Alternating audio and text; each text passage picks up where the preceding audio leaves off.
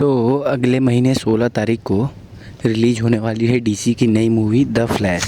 और इस मूवी के हाइप बहुत ही ज़्यादा है। मतलब डीसी की जितनी भी मूवीज़ आज तक रिलीज़ हुई हैं उन सब में सबसे ज़्यादा हाइप मूवी आप इसको बोल सकते हो। लेकिन इस मूवी को देखने से पहले आपको पहले ही 3 मूवीज़ और देखनी पड़ेंगी, अदरवाइज़ आपको स्टोरी पूरी समझ में नहीं आएगी। अब इससे पहले कि मैं आपको उन तीनों मूवीज़ के नाम बताऊं, पहले ये जान लेते हैं कि DCEU क्या है। तो जस्ट लाइक MCU यानी कि मार्वल सिनेमैटिक यूनिवर्स, डीसी ने भी अपना एक्सटेंडेड यूनिवर्स रिलीज़ किया था जिसका नाम था DCEU यानी कि डिटेक्टिव कॉमिक्स एक्सटेंडेड यूनिवर्स।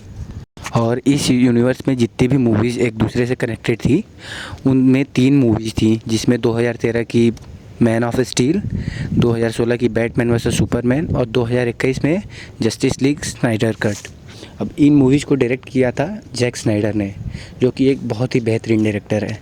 और उन्हीं के नाम को रेस्पेक्ट देते हुए इन मूवीज़ को स्नाइडरवर्स भी अल्टरनेटिवली बोला जाता है। अब फ्लैश मूवी को देखने से पहले आपको इन तीनों मूवीज़ को देखना एकदम ज़रूरी है, ताकि आप मूवी में जो कुछ भी दिखाया जा रहा है उससे अपने आप को रिलेट कर पाओ और चीज़ें आपको अच्छे से समझ में आए। और ये जितनी भी मूवीज़ मैंने अभी बताई, ये तीनों की तीनों मूवीज़ बहुत ही औसम है और आप देख के अपना बिल्कुल भी टाइम वेस्ट नहीं करोगे।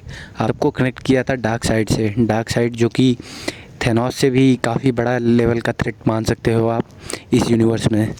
तो मूवीज़ का पोटेंशियल बहुत ज़्यादा था, लेकिन शायद वार्नर ब्रदर्स उसको अच्छे से यूज नहीं कर पाए।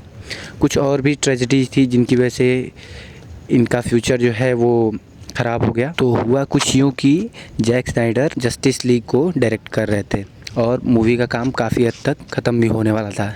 फिर तभी उनकी बेटी ने सुसाइड कर लिया और इस बात को जैक स्नाइडर एक्सेप्ट नहीं कर पाए और उन्होंने मूवी को ड्रॉप आउट कर दिया।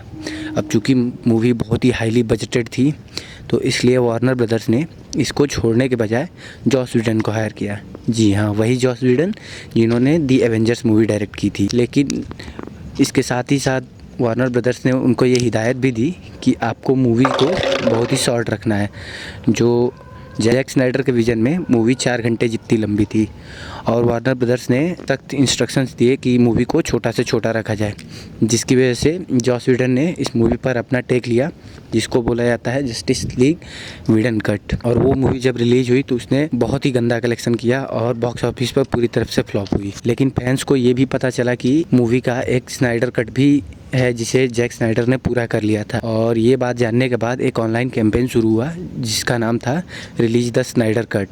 और इस कैंपेन के तहत लोगों ने फैंस ने ये डिमांड की कि जस्टिस लीग का स्नाइडर कट जो है उसको रिलीज़ किया जाए। और फाइनली 2021 में ये मूवी रिलीज़ हुई जस्टिस लीग स्नाइडर कट के नाम से। और इस मूवी की लेंथ थी 4 घंटे और लिटरली इस मूवी को देखने के बाद हर फैन बस जैक स्नाइडर को थैंक यू ही बोल पा रहा था, क्योंकि ये मूवी हर एस्पेक्ट में बहुत अच्छी थी। मूवी का एक्शन तगड़ा था, मूवी का विलेन तगड़ा था, मूवी की एक्टर परफॉर्मेंसेस बहुत तगड़ी थी, मूवी का स्क्रीन प्ले बहुत अच्छा था और ओवरऑल मूवी का डायरेक्शन बहुत बढ़िया था। और फिर इसके बाद से कास्टिंग हुई ड्वाइने जॉनसन की, जिन्हें आप लोग फेमसली द रॉक के नाम से जानते हैं, ब्लैक एडम के लिए। और ड्वाइने जॉनसन ने अपने इंस्टाग्राम पे ये रिवील किया कि वो जो है पूरे डीसी यूनिवर्स की हायरार्की चेंज करने वाले हैं। लेकिन जैसे मूवी रिलीज हुई, मूवी के कलेक्शंस बहुत अच्छे नहीं गए और एक बार को फिर से वार्नर ब्रदर्स ये सोचने पर मजबूर हो गए कि डीसी का फ्यूचर कहाँ जा रहा है। तो फिर उन्होंने क्या किया कि just like Kevin Feige work करते हैं MCU के हेड के तौर पर, वैसे ही उन्होंने जेम्स गन को अपॉइंट कर लिया। जी हाँ, जेम्स गन वही लीजेंडरी डायरेक्टर हैं जिन्होंने गार्डियंस ऑफ द गैलेक्सी जैसी मूवीज़ को डायरेक्ट किया है।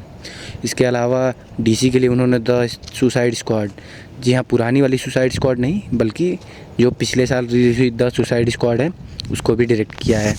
फैंस के लिए तो ये बहुत अच्छी न्यूज़ थी, लेकिन इस न्यूज़ के साथ ही साथ फैंस को एक बहुत बड़ा शौक मिला कि हेनरी कैविल जो कि अब तक सुपरमैन का रोल प्ले करते आ रहे थे, जिनका कैमियो भी ब्लैक एडम में देखा गया था, वो उनके सुपरमैन के रोल से ड्रॉप आउट कर दिया गया। Reason being James Gunn DCEU को DCU में ट्रांसफॉर्म कर रहे थे। जी हाँ, DCEU को उन्होंने DCU में ट्रांसफॉर्म कर दिया और उनका विज़न ये था कि अब हम लोग पूरे DCU को स्टार्टिंग से रीफ्रेम करेंगे। और जिस तरह से मार्वल अपनी आने वाली मूवीज़ को पहले से प्लान करके रखता है 8 से 10 साल के लिए, वैसी ही प्लानिंग एक जेम्स गन ने करी। उसके तहत जो भी उन्होंने मूवी स्लेट बनाई उसको उन्होंने इसी साल जनवरी में रिलीज़ किया। अब सवाल ये आता है कि इन सब में फ्लैश मूवी कहाँ फिट होती है। तो फ्लैश बीइंग ए स्पीडस्टर बोले तो जो बहुत तेज़ दौड़ सकता है, फ्लैश के पास ये पावर होती है कि वो टाइम ट्रेवल करके चीज़ों को चेंज कर सकता है पास्ट में जाके। अब अगर वो पास्ट में जाके किसी चीज़ को बदलेगा तो उसकी वजह से पूरा फ्यूचर भी अफेक्ट होगा। फ्लैश की ही कॉमिक्स का एक बहुत ही फेमस इश्यू, इसका नाम है फ्लैश पॉइंट। इसमें वो बचपन में जाके अपनी माँ को मरने से बचा लेता है और उसकी वजह से जो प्रेजेंट में वो जीता रहा था वो पूरा का पूरा प्रेजेंट चेंज हो जाता है। इस मूवी का जो कॉन्सेप्ट हम लोगों को द फ्लैश की आने वाली मूवी में देखने को मिलने वाला है, जिसमें बैरी एलन वापस अपने बचपन में जाकर अपनी माँ को बचाए। उसकी वजह से जिस प्रेजेंट में ये जी रहा था वो पूरा का पूरा चेंज हो जाएगा। और इसकी जल्दी हम लोग ट्रेलर में देख ही चुके हैं कि बेन एफ्लेक का जो बैटमैन है वो माइकल कीटन के बैटमैन से रिप्लेस हो चुका है। हेनरी कैविल का जो सुपरमैन है वो कारा के सुपरमैन से रिप्लेस हो चुका है। तो कुल मिला जुला के आने वाली द फ्लैश मूवी की हाइप जो है वो बहुत ही तगड़ी है और क्रिटिक्स की माने तो अर्ली रिव्यूज़ भी बहुत ही अच्छे आए हैं। मूवी में बहुत पोटेंशियल है और कि मूवी कहाँ तक अपने पोटेंशियल को यूटिलाइज़ कर पाती है। तो मेरे ओपिनियन में मूवी तो बहुत ही अच्छी होने वाली है। मूवी को डायरेक्ट किया है एंडी मुschietti ने और मूवी का रन टाइम शायद 2 घंटे के आसपास है। देखते हैं कि मूवी का क्या होता है, लेकिन मेरे ओपिनियन में मूवी बहुत अच्छा कलेक्शन करेगी और इसके साथ ही साथ मूवी पूरे DCU को एक हार्ड रिबूट देगी। इसमें अब तक की जितनी भी स्टोरी लाइन जो DCEU की चलती आ रही थी वो सारी की सारी डिसकंटिन्यू हो जाएगी और हमें नया DCU देखने को मिलेगा। तो आज की वीडियो के लिए बस इतना ही। अगर आपको ऐसी और अमेजिंग कंटेंट देखना है तो वीडियो को लाइक करिए, चैनल को सब्सक्राइब करिए। तक के लिए टिल देन बाय।